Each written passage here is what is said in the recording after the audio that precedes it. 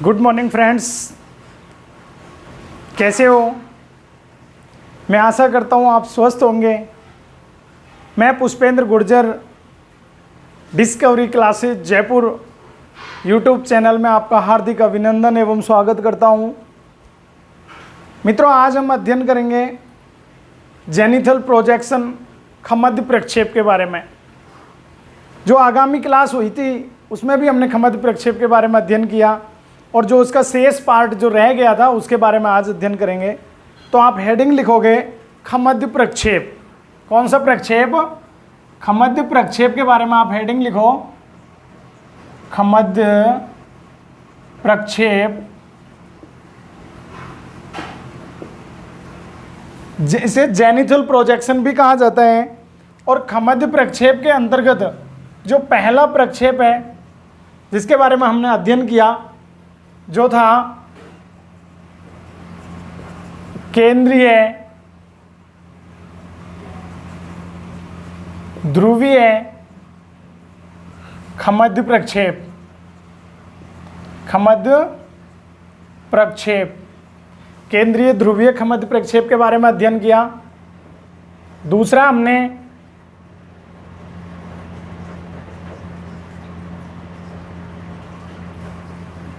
केंद्रीय विषुवतीय खमध्य प्रक्षेप के बारे में अध्ययन कर चुके हैं। और तीसरे नंबर पे केंद्रीय तिर्यक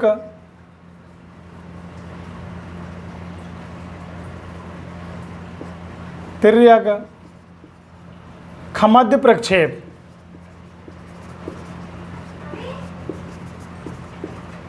मित्रों, इन तीन के बारे में हम अध्ययन कर चुके हैं। जो आगामी क्लास आज जो हम अध्ययन करेंगे चौथे नंबर पे, तो आपको सबसे पहले लिखना है त्रिविमीय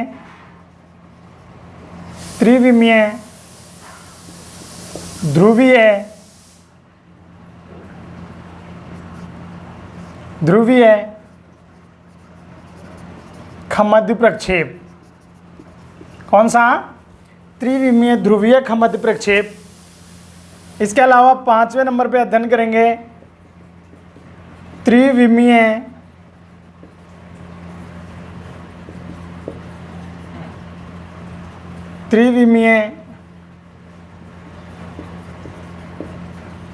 तिर्यक खमध्य प्रक्षेप।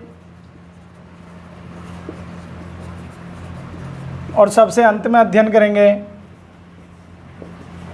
त्रिविमीय विषुवतीय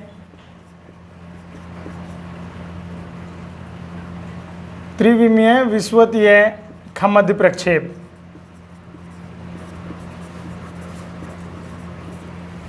तो सबसे पहले त्रिविमीय ध्रुवीय खमध्य प्रक्षेप, इसके बारे में हम अध्ययन करते हैं। देखो मित्रों, जब त्रिविमीय ध्रुवीय खमध्य प्रक्षेप की रचना की जाती है, या मैं कहूँ कि खमध्य प्रक्षेप की रचना की जाती है, तो सबसे पहले मैंने आपको बताया कि एक ग्लोब लेते हैं। इस प्रकार से एक ग्लोब लिया जाता है और ये हमारा ग्लोब बन के तैयार हो गया।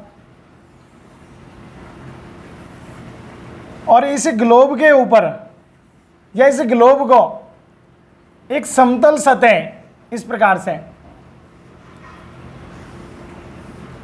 इस समतल सतह पर प्रक्षेपित किया जाता है।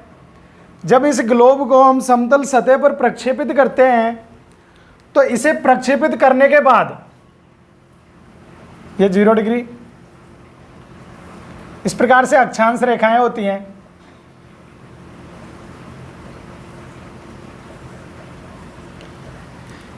इस ग्लोब को समतल सतह पर जब हम प्रक्षेपित करते हैं और यहां से प्रकाश डाला जाता है,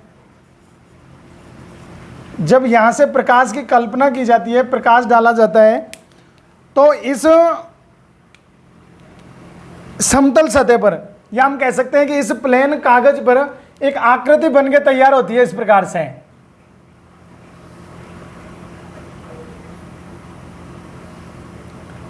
यह आकृति बन के तैयार होती है।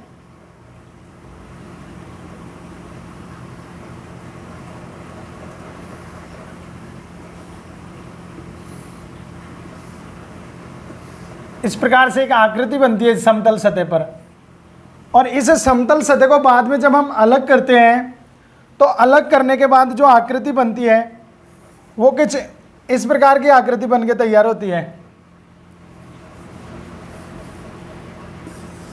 इस प्रकार की आकृति बनती है। यह आकृति बन के तैयार होती है। जब यह आकृति बन के तैयार हो जाती है, जैसे हम लिख सकते हैं यहाँ पे 90 डिग्री, मैं लिख दूँ 60 डिग्री, 30 डिग्री, 15 डिग्री और 0 डिग्री। इसी प्रकार से यहाँ पे हम लिखेंगे तो मैं यहाँ लिख देता हूँ जैसे 0 डिग्री, यहाँ 180 डिग्री, यहाँ 90 डिग्री, और इसके अलावा यहाँ पे भी 90 डिग्री। एक मिनट।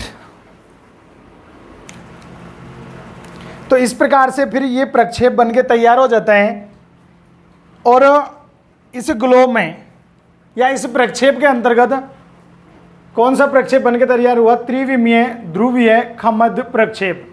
इस त्रिविमीय ध्रुवीय जो खमद्य प्रक्षेप होता है, इसमें प्रकाश की कल्पना कहाँ पे की जाती है मित्रों? तो त्रिविमीय ध्रुवीय खमद्य प्रक्षेप में प्रकाश की कल्पना यहाँ पर इसकी परिधि पर की जाती है। जब इसकी परिधि पर प्रकाश की कल्पना की जाती है तो जो आकृति बन के तैयार होती है वो इस प्रकार की आकृति बन के तैयार होती है। तो इसकी इंपॉर्टेंट विशेषता आपको याद रखनी है। जैसे पहली विशेषता है कि इस प्रक्षेप के अंतर्गत, कौन से प्रक्षेप? त्रिविमीय ध्रुवीय खमद्य प्रक्षेप। इस त्रिविमीय ध्रुवीय खमद्य प्रक्षेप के अंतर्गत सभी देशांतर रेखाएं, तो बताओ सभी देशांतर रेखाएं कैसी होती हैं? सीधी सरल रेखा होती हैं। सभी देशांतर रेखाएं सीधी सरल रेखा के रूप में होती हैं,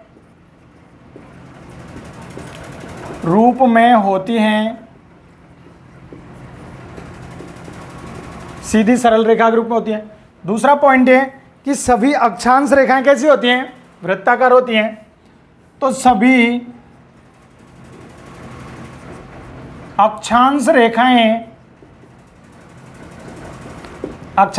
कैसी होती हैं मित्रों?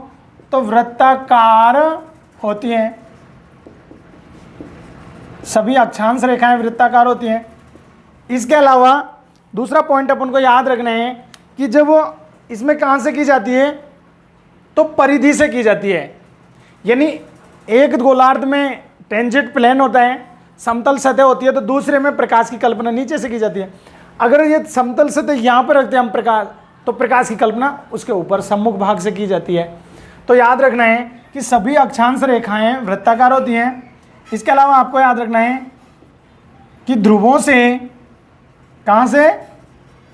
ध्रुवों से किसकी ओर? विषुवत रेखा की ओर, विषुवत रेखा की ओर। जब हम ध्रुवों से विषुवत रेखा की ओर जाने पर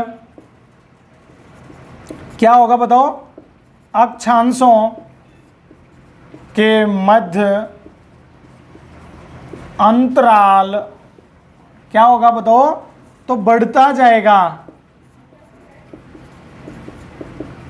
अक्षांशों के मध्य अंतराल बढ़ता जाएगा। जैसे देखो एक छोटा सा मैं डायग्राम बनाता हूँ। ये एक अर्धवृत्त है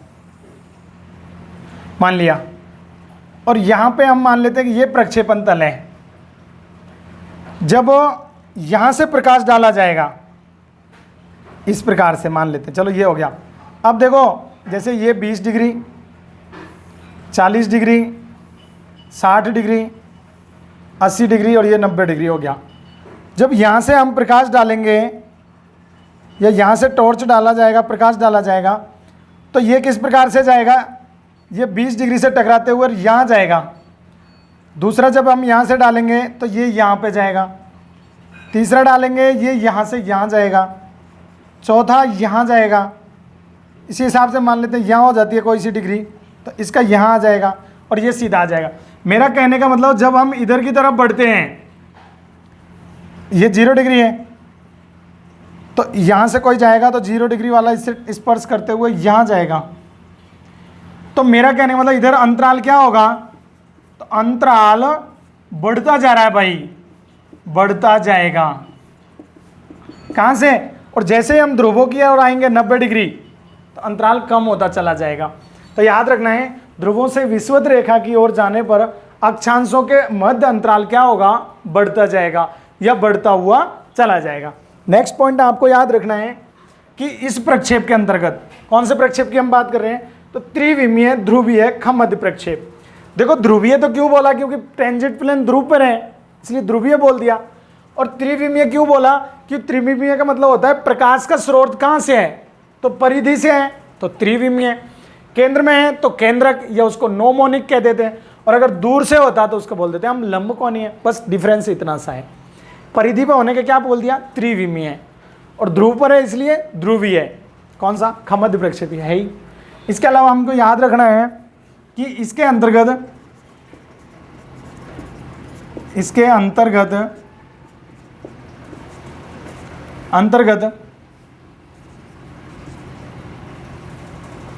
क्या होगा, इसके अंतर्गत सभी अक्षांश एवं देशांतर रेखाएं कितने डिग्री पर, तो 90 डिग्री पर आकर मिलती हैं। 90 डिग्री पर आकर मिलती है। दूसरी चीज बोला जाएगा कि जो तिर्यक प्रक्षेप है, तो इसे क्या कहा जाता है, शुद्ध दिशा एवं यथाकृतिक प्रक्षेप। कौन सा, शुद्ध दिशा एवं यथाकृतिक प्रक्षेप कहते हैं। इसमें दिशा कैसी दिखाई जाती है, शुद्ध दिशा दिखाई जाती है, और यथाकृतिक मतलब जितना क्षेत्रफल होता है उतना दिखाया जाता है। दूसरा पॉइंट इसके अंतर्गत याद रखना है कि ध्रुवों पर मान शुद्ध पाया जाता है। कैसा पाया जाता है, शुद्ध पाया जाता है।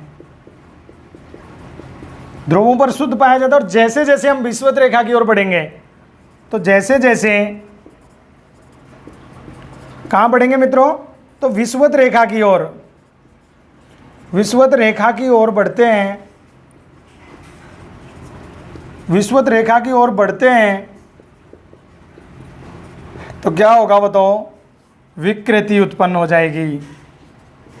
विकृति उत्पन्न हो जाएगी। यथाकृतिक प्रक्षेप है, शुद्ध दिशा प्रक्षेप है। जब शुद्ध दिशा प्रक्षेप और यथाकृतिक प्रक्षेप हम इसके लिए बोल रहे हैं, तो फिर इसका उपयोग किसके लिए होगा, तो नौ संचालन के लिए। नौ संचालन,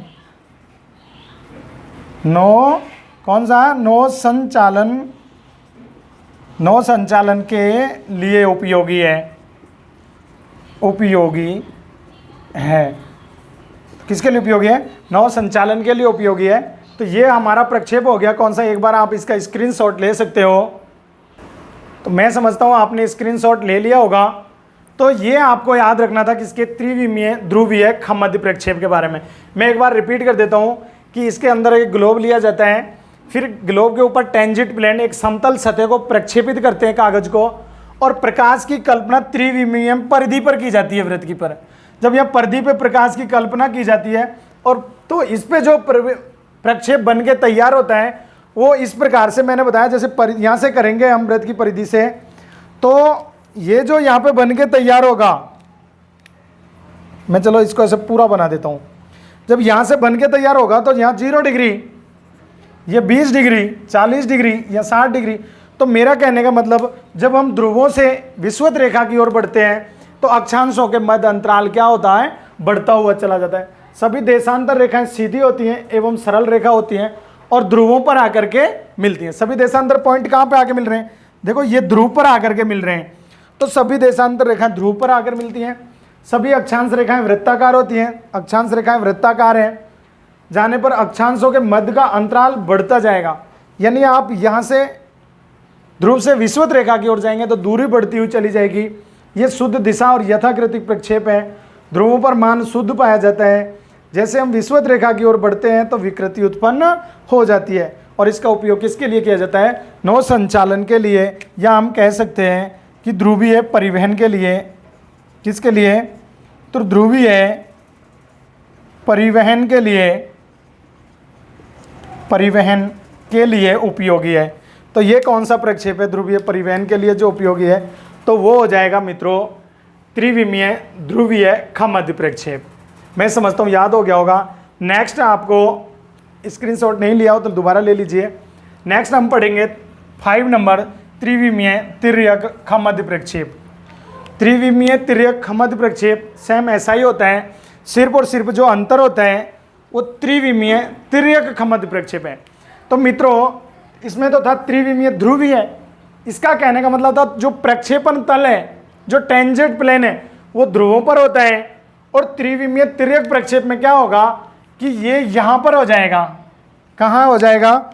तो ये यहाँ पर हो जाएगा त्रिविमीय तिर्यक खमध्य प्रक्षेप। तिर्यक होता है तो यानी कहीं पे भी हो जाएगा इस प्रकार से बीच में।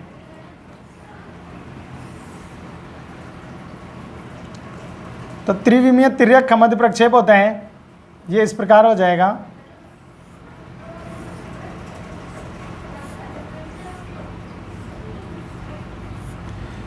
ये त्रिविमीय तिर्यक खमध्य प्रक्षेप होता है। ये भी किस प्रकार का होता है? तो ये भी शुद्ध दिशा के लिए है। तो मैं लिख सकता हूँ त्रिविमीय तिर्यक खमध्य प्रक्षेप। ये त्रिविमीय तिर्यक खमध्य प्रक्षेप है। ये भी कैसा है? इसको मिटा देता हूँ मित्रों, यहाँ पर लिख दूंगा।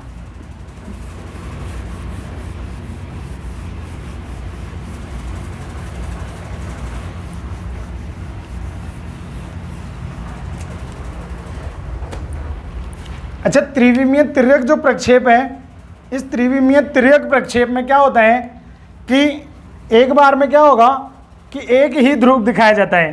तो मैं लिख देता हूं एक बार में एक ही ध्रुव दिखाया जा सकता है। कितने ध्रुव दिखाए जा सकते हैं? एक बार में एक ही ध्रुव दिखाया जा सकता है। यानी जब यहां पे होगा तो इसका ध्रुव दिखाया जाएगा, यहां रखा जाएगा तो ये दिखाया जाएगा, यहां रखा जाएगा तो ये दिखाया जाएगा, यहां रखा जाएगा तो ये दिखाया जाएगा। यानी 4 जगह आप इसको प्रक्षेपित कर सकते हो। तो हमको याद रखना है कौन सा? त्रिविमीय तिर्यक खमध्य प्रक्षेप। एक बार में एक ध्रुव दिखाया जा सकता है। दूसरी चीज याद रखनी है कि इसमें अक्षांश रेखाएं वृत्त चाप के द्वारा प्रदर्शित की जाती हैं। चाप के द्वारा प्रदर्शित की जाती हैं। वृत्त चाप के द्वारा प्रदर्शित की जाती हैं। और इसका उपयोग किसके लिए होता है? तो उपयोग बताओ किसके लिए होगा? जब ये बीच में है तो जैसे यहां पे 0 डिग्री, 30 डिग्री, 40 डिग्री, 60 डिग्री, यानी बीच वाले पार्ट के लिए। तो ये किसके लिए उपयोगी है? तो यह मध्य अक्षांशों के लिए। कौन से अक्षांशों के लिए मित्रों? तो यह मध्य अक्षांशों के लिए उपयोगी है। मध्य अक्षांशों के लिए उपयोगी है। इसके अलावा याद रखना है कि इसका उपयोग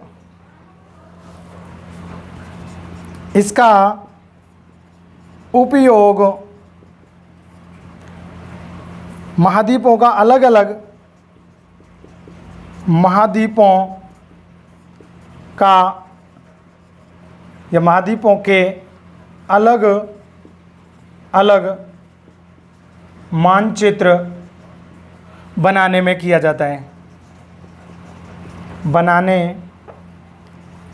जाता है।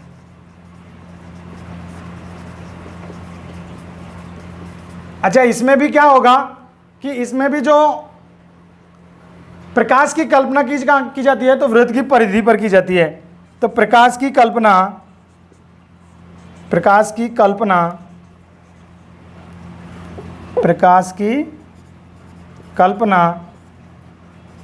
कहाँ की जाती है? तो वृत्त की परिधि पर की जाती है, परिधि पर की जाती है। तो प्रकाश की कल्पना वृत्त की परिधि पर की जाती है और एक बार में एक गोलार्ध को दिखाया जाता है। तो ये था हमारा कौन सा? त्रिविमीय तिर्यक खमद्य प्रक्षेप। और लास्ट बचा है त्रिविमीय विषुवतीय खमद्य प्रक्षेप। मित्रों, जो त्रिविमीय विषुवतीय खमद्य प्रक्षेप होता है, तो त्रिविमीय विषुवतीय खमद्य प्रक्षेप के अंतर्गत क्या विशेषता होती है कि इसके अंतर्गत आपको ये नहीं दिखा करके और प्रक्षेपण तल कहाँ पर होता है? तो इसके अंतर्गत मित्रों प्रक्षेपण तल कहाँ पर होता है? तो प्रक्षेपण तल विषुवत रेखा पर होता है।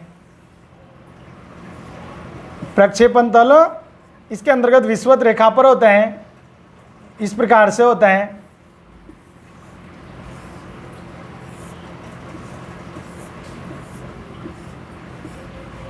जब प्रक्षेपण तल विषुवत रेखा पर होता है तो ये आप समझ सकते हैं किसके लिए उपयोगी होगा? तो विषुवतीय अक्षांशों के लिए उपयोगी होगा। कौन सा प्रक्षेप? तो ये हुआ त्रिविमीय विषुवतीय खमद्य प्रक्षेप। और त्रिविमीय विषुवतीय खमद्य प्रक्षेप की विशेषता मैं आपको यहाँ लिख देता हूँ। और त्रिविमीय विषुवतीय खमद्य प्रक्षेप की क्या विशेषताएं हैं तो आप याद रख सकते हैं। त्रिविमीय खमद्य प्रक्षेप, सबसे पहले आपको याद रखना है कि इसके अंतर्गत किसे दिखाया जाता है? तो इसके या इसका उपयोग बता किसके लिए किया जाता है? तो विषुवतीय अक्षांशों के लिए, या हम कह सकते हैं उष्ण कटिबंधीय प्रदेशों के लिए इसका उपयोग विषुवतीय अक्षांशों। कौन से अक्षांशों? तो विषुवतीय अक्षांशों, या हम कह सकते हैं कर्क व मकर रेखा, या कह सकते हैं उष्ण कटिबंधीय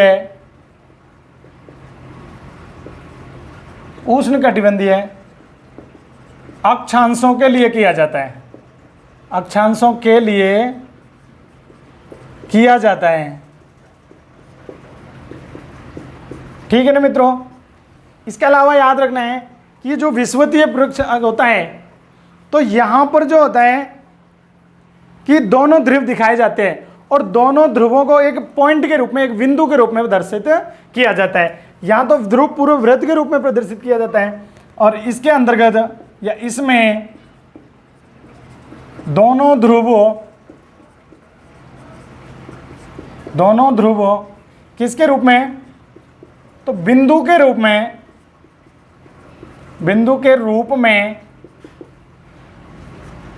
प्रदर्शित किए जाते हैं।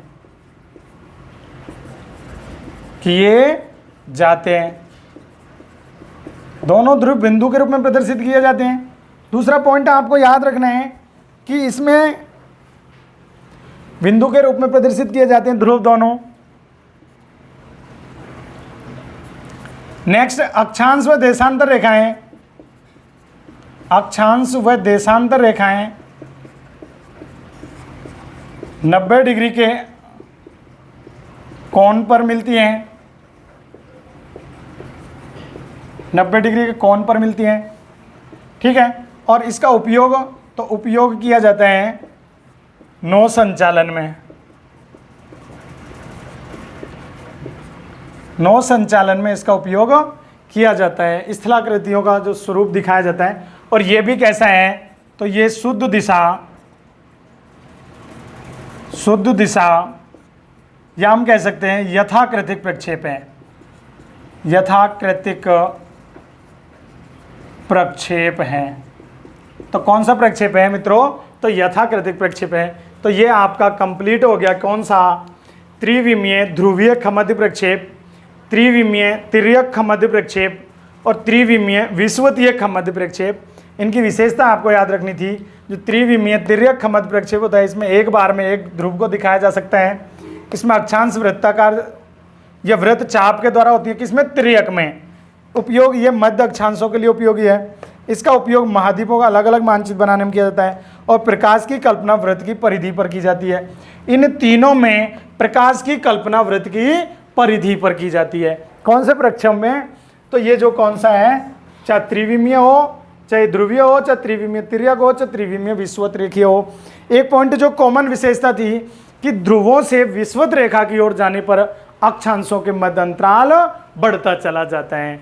और इसका उपयोग किसके लिए किया जाता है? तो नौ संचालन के लिए या नौ परिवहन के लिए इसका उपयोग किया जाता है। नेक्स्ट आप हेडिंग लिखोगे 7 नंबर लिख करके, तो लिखिए, इसको मैं मिटा देता हूं, तो वो लिखिए लंबकोणीय ध्रुवीय खमध्य प्रक्षेप। 7 नंबर डाल के नेक्स्ट हेडिंग लिखेंगे लंबकोणीय ध्रुवीय खमध्य प्रक्षेप। और ये जो लंबकोणीय प्रक्षेप है ये ध्रुवीय प्रक्षेप का सबसे अंतिम है, लास्ट है। तो आप लिखिए कौन सा प्रक्षेप?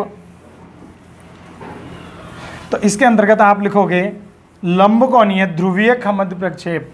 इसमें 2 होते हैं, एक लंबकोणीय होता है जो ध्रुवीय होता है और एक लंबकोणीय विषुवतीय होता है। इसमें लंबकोणीय तिर्यक खमध्य प्रक्षेप नहीं होता है।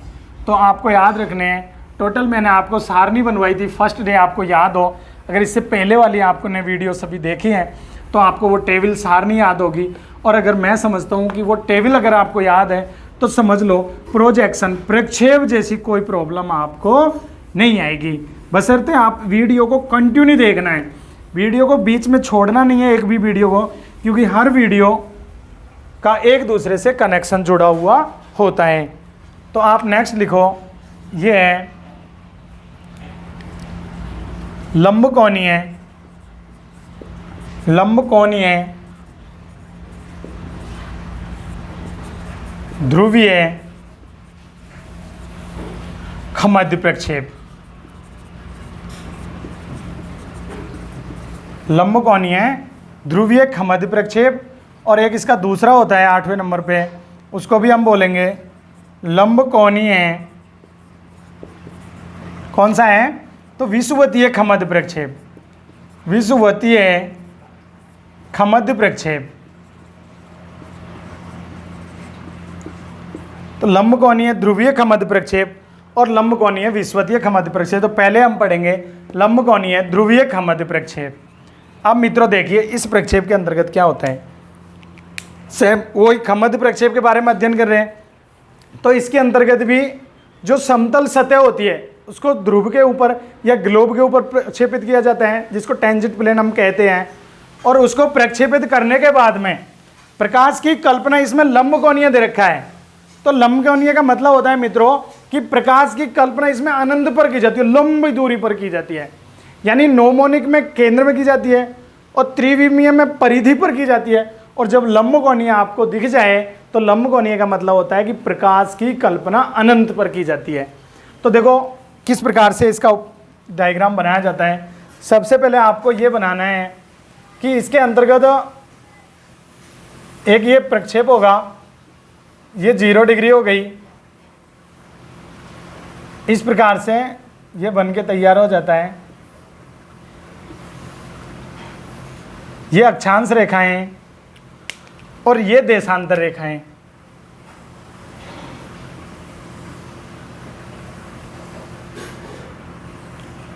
ये देशांतर रेखाएं बन के तैयार हो गई। जब ये ग्लोब बन के तैयार हो जाता है तो इस ग्लोब में ऊपर प्रक्षेपण तल कहां पे होता है? तो प्रक्षेपण तल इस प्रकार से होता है।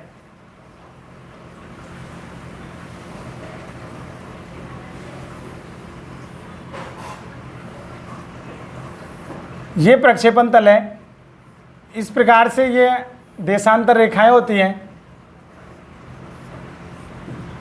ये हो गया 0 डिग्री, 30 डिग्री, 60 डिग्री और ये 90 डिग्री।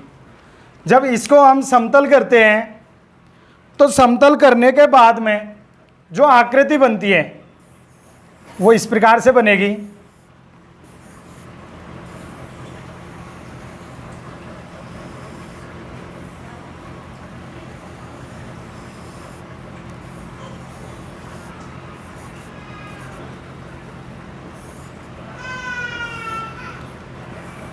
ये आकृति बन के तैयार हो गई।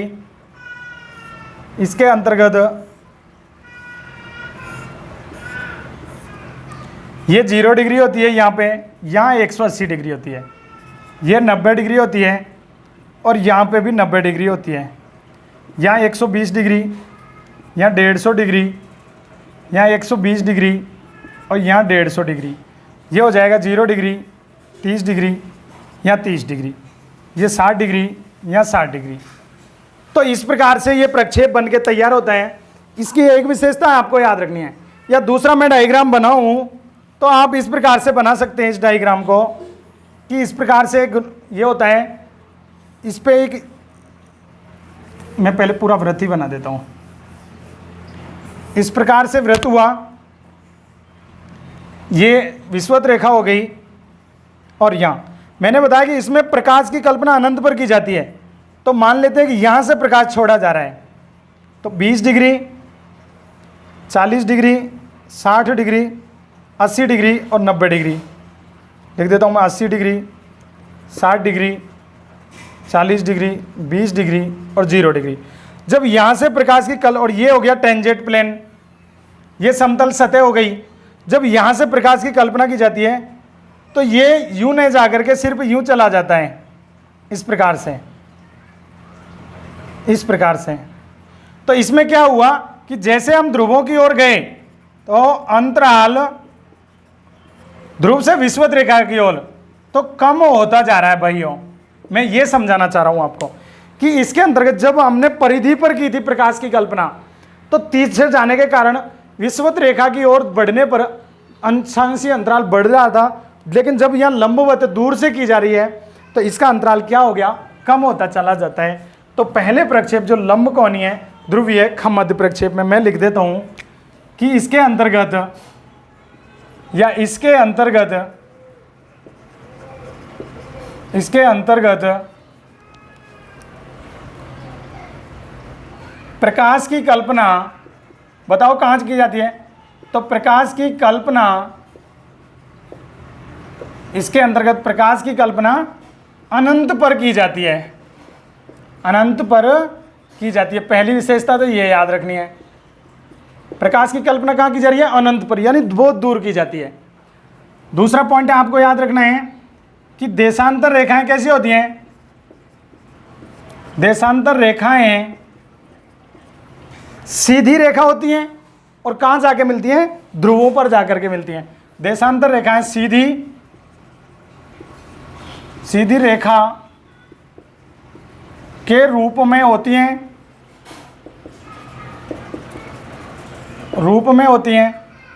और कहाँ मिलती है मित्रों, और ध्रुवों पर जाकर के मिल जाती हैं, ध्रुवों पर जाकर मिलती हैं। तो ध्रुवों पर जाकर मिल जाती हैं।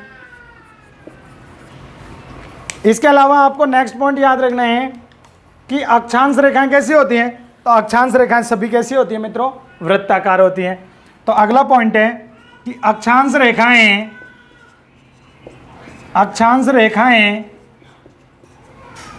वृत्ताकार होती हैं, वृत्ताकार होती हैं। अक्षांश रेखाएं वृत्ताकार होती हैं। दूसरी चीज, वृत्ताकार होने के साथ साथ जैसे हम ध्रुवों से विषुवत रेखा की ओर बढ़ते हैं तो अक्षांशीय अंतराल कम होता चला जाता है। तो वृत्ताकार होती हैं। और ध्रुवों से, नेक्स्ट पॉइंट है कि ध्रुवों से कहाँ जाते हैं, विषुवत रेखा की ओर, विषुवत रेखा की ओर जाने पर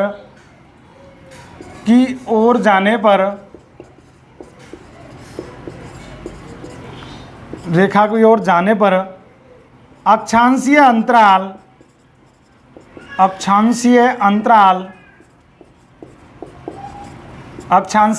क्या होगा, तो कम होता जाएगा। दूसरा पॉइंट आपको याद रखना है, एक सेकंड पड़ोस में डिस्टर्ब हो रहा है। इसके साथ साथ नेक्स्ट विशेषता याद रखनी है कि ये जो लंबकोणीय प्रक्षेप है, लंबकोणीय ध्रुवीय खमद्य प्रक्षेप, तो लंबकोणीय ध्रुवीय खमद्य प्रक्षेप पर एक वैज्ञानिक हुए हैं अमेरिका के, जिनका नाम है R.E. हैरिसन। क्या नाम है, R.E. हैरिसन, ये R.E. हैरिसन नाम के विद्वान ने एक मानचित्रावली बनाई है जिसका नाम है a war Atlas, a war Atlas for America, for America नामक एक मानचित्रावली की रचना की है किसने? R.E. हैरिसन ने। इसके अलावा जो मित्रों इसका उपयोग किया जाता है, तो इसका उपयोग किया जाता है, तो मैं यहाँ लिख देता हूँ उपयोग, तो इसका उपयोग होता है खगोलीय मानचित्रों के लिए, खगोलीय मानचित्रों के लिए किया जाता है, लिए मानचित्रों के लिए किया जाता है। तो ये आपको याद रखना था लंबकोणीय ध्रुवीय खमद्य प्रक्षेप। एक बार मैं रिपीट करवा देता हूँ कि इसमें प्रक्षेपण तल कहाँ पर होता है? सबसे पहले तो प्रक्षेपण तल ध्रुवों पर होता है। दूसरी चीज़ आपको याद रखनी है कि इसमें प्रकाश की कल्पना कहाँ पर की जाती है? तो प्रकाश की कल्पना कहाँ पर की जाती है मित्रों? अनंत पर प्रकाश कल्पना की जाती है, यहाँ पर। तो इसमें प्रकाश की कल्पना कहाँ पर की जाती है? तो अनंत पर की जाती है, प्रकाश अनंत से छोड़ा जाता है। दूसरा पॉइंट है इसमें देशांतर रेखाएं जो होती हैं वो संकेंद्रीय होती हैं, सॉरी एक केंद्र में जाकर के मिलती हैं, और अक्षांश रेखाएं संकेंद्रीय होती हैं, लेकिन ध्रुवों से विषुवत रेखा की ओर जाने पर उनके मध्य की दूरी कम होती चली जाती है। इसका उपयोग किसके लिए किया जाता है? तो खगोलीय जो तारे, ग्रह, नक्षत्रों के बारे में मानचित्रावली बनाई जाती है, तो उसमें इसका उपयोग किया जाता है। तो ये आपको याद रखनी थी किसके बारे में? लंबकोणीय ध्रुवीय खमद्य प्रक्षेप। और नेक्स्ट सबसे अंत में बचा है लंबकोणीय विषुवतीय खमद्य प्रक्षेप। तो मित्रों लंबकोणीय जो विषुवतीय खमद्य प्रक्षेप होता है, नाम से पता रख लिया, लंबकोणीय का मतलब क्या होगा कि अनंत से प्रकाश डाला जाएगा, और विषुवतीय का मतलब होता है मित्रों कि इसमें प्रकाश ये कहाँ पर की जाती है, या टेंजेंट प्लेन कहाँ पर होता है, प्रक्षेपण तल कहाँ पर होता है? तो आपको याद रखना है प्रक्षेपण तल कहाँ पर होता है, इस प्रकार से इसकी परिधि पर होता है।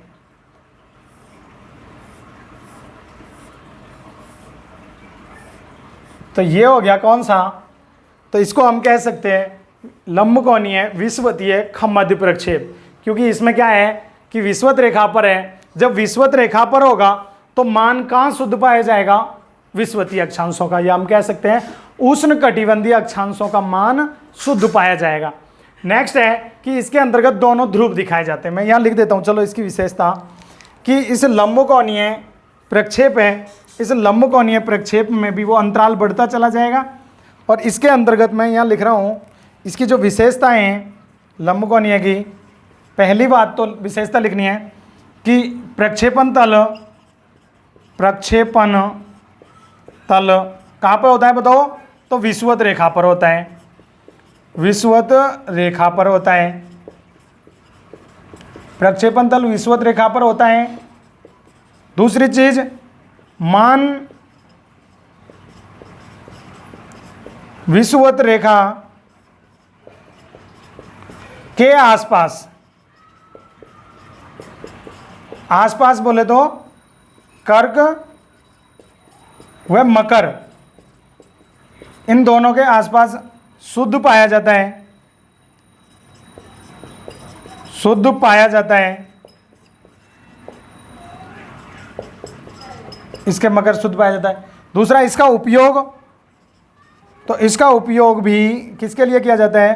तो उच्चावचों को दिखाने के लिए, उच्चावच एवं खगोलीय मानचित्रण में किया जाता है, खगोलीय मानचित्रण में किया जाता है। कौन से प्रक्षेप का? तो लंबकोणीय ध्रुवीय खमद्य प्रक्षेप। और इस लंबकोणीय ध्रुवीय खमद्य प्रक्षेप में विषुवत रेखा, या हम कह सकते हैं उष्ण कटिबंधीय अक्षांशों पर मान शुद्ध पाया जाता है। एक नोट डाल के एक पॉइंट आपको याद रखना है, और मैं उस पॉइंट को कहाँ लिखूं? यहाँ लिख देता हूँ। इस पॉइंट को आप इंपॉर्टेंट याद रखोगे कि त्रिविमीय प्रक्षेप में ये तीनों त्रिविमीय हैं और ये दोनों लंबकोणीय हैं। तो त्रिविमीय में शुद्ध दिशा प्रदर्शित की जाती है, और जबकि लंबकोणीय में समक्षेत्र प्रदर्शित किया जाता है। समक्षेत्र प्रदर्शित किया जाता है। यानी मेरा कहने का मतलब है मित्रों कि ये जो प्रक्षेप है, कौन सा प्रक्षेप, तो त्रिविमीय प्रक्षेप, चाहे वो ध्रुवीय त्रिविमीय प्रक्षेप हो, चाहे त्रिविमीय तिर्यक प्रक्षेप हो, चाहे त्रिविमीय विषुवतीय खमंड प्रक्षेप हो, इन तीनों के अंतर्गत यथाकृति और दिशा शुद्ध प्रदर्शित की जाती है। जबकि लंबकोणीय प्रक्षेप के अंतर्गत इसमें क्या किया जाता है कि समक्षेत्र प्रदर्शित किया जाता है। तो आज के लिए बस इतना ही। मैं समझता हूँ आपको वीडियो अच्छी लगी होगी।